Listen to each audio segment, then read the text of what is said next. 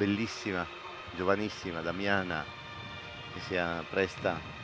a fare il suo ingresso in chiesa, e da qui comincerà appunto la sua vera storia, chiuderà insomma questa e comincia un nuovo cammino con la celebrazione del suo matrimonio. Cristian Cogoni, lo abbiamo detto, anche lui